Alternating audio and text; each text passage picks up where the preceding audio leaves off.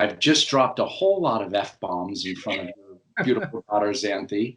But greetings from Brooklyn, Adam. Hey, how you guys holding up? We're doing all right. We're doing all right. You're in Berkeley, as I understand it. Yep. I'm in Berkeley. Hunkered down. It's been about a month now, and I'm a writer, so like I've basically been living this quarantine lifestyle since before it was popular. I don't, I don't really leave my house that much to begin with, so we're lucky here in that it's pretty chill. We can take nice walks in nature, and getting food hasn't been too insane. So we feel pretty lucky, if a bit restless. Given that you had an important interview scheduled with your publisher, how is it that you have a small child in your lap at the moment? It's a mark of my respect for you as my publisher that there's only one small child in here right now. Have you been able to write at all in quarantine? Yeah, I actually have. I've been pretty productive actually. I wrote a screenplay, and tapping on there. Yes, you're tapping on me, and I'm starting another one. I've actually Hey, Papa. Hi. Hi, you two bozos. Are you calling us bozos? Yeah. Johnny's not a bozo. Why? I might be a bozo, but Johnny runs a successful publishing company. I'm also a bozo. You're also a bozo? All right, so fair enough then. Yeah, no, I have been able to get some writing done. By now, I think around 10 million people have watched the public service announcement you just collaborated on with the actor Samuel L. Jackson called Stay the Fuck Home. Vegetable. Can you tell me how the fuck that whole thing came about? You do fresh vegetable? Did you hear what she's requesting? Do fresh vegetable. Fresh vegetable? Tony Rebel? Excellent. They love you like fresh vegetable.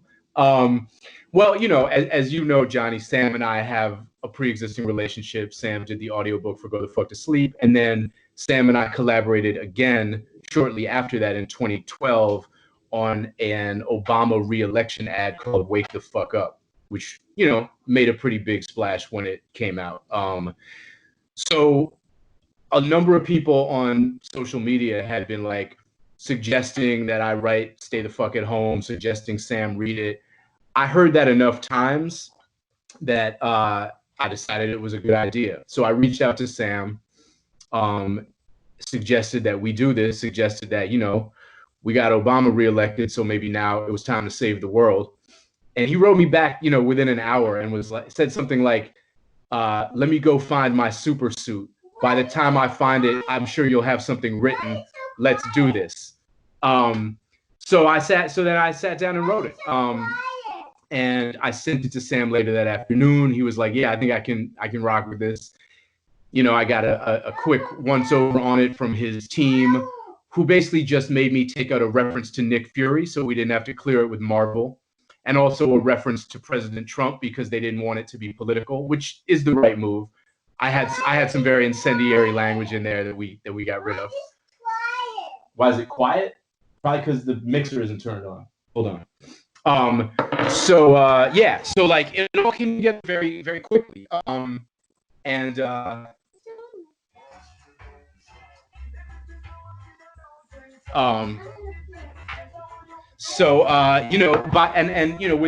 a day or so, it was all set, and it was just a matter of waiting for the date that we had booked on Jimmy Kimmel.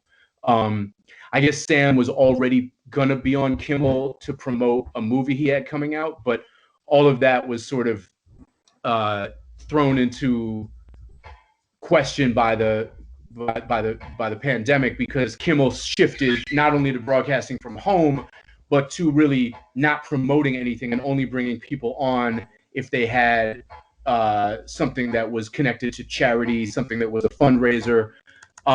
So for me, the next phase was doing a bunch of research and trying to find some place we could link up with to donate to, for Kimmel to link to for donations that would meet with their approval and felt good to us. So you know, I polled a number of friends of mine, got some advice, and Feeding America was an organization that came up a number of times, seemed really well regarded. So we ended up choosing them.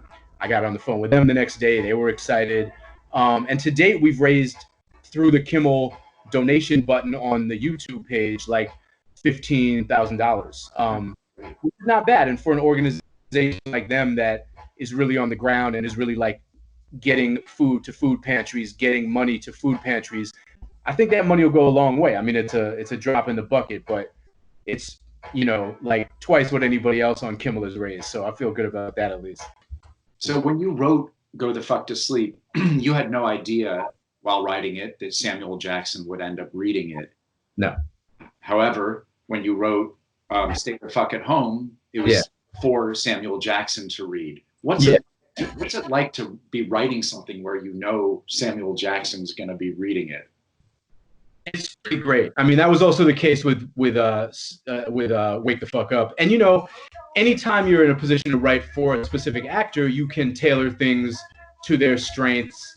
You know, and Sam's got such an iconic voice and is so good at delivering a certain kind of sentiment that you know, it's like I know that anything I write is going to be 30% funnier and better in his voice. And I also know that I don't have to explain to him how to deliver the lines. You know, like I read the piece to a friend of mine over the phone, and they were like, you're going to send him like a demo version, right? Like you're going to record it so he knows how to say it. And I was like, hell no. You know, I have 100% faith that Sam will read this and know exactly how to read it, you know, which would not be the case with a lot of actors, but with Sam, no question, no problem. Any change he makes is going to be for the better. For those of us in quarantine, Corona has completely disrupted our daily lives and our daily routines. As someone who has made such important contributions to the literature of parenting, can you give our viewers a tip about parenting during quarantine? Well, regular parenting, except there's more of it.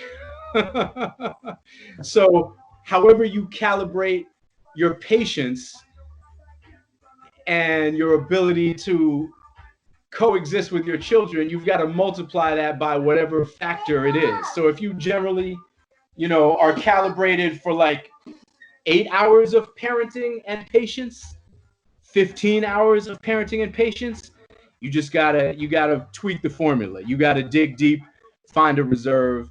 I think it's, you know, for us, it's important to get outdoors with these kids as much as possible, take them on long walks.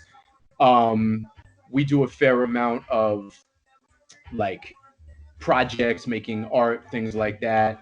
But you know, it's just it's difficult to explain, particularly to younger kids, like why so much of what we would normally be doing is off the table right now. You know, we try to keep that simple, but I find that to be sort of a challenge. We didn't have a play date with Hayden and June. Exactly, we can't have a play date with Hayden in June. We can. Apparently, we can. So that's cool. Adam, thank you so much for joining me today. I really appreciate you taking time during this virus to speak with me and to let us see inside your home and meet your daughter. Yeah. And appreciate it. And I hope you can stay safe. Keep staying safe. Yep. Talk to you soon. All right.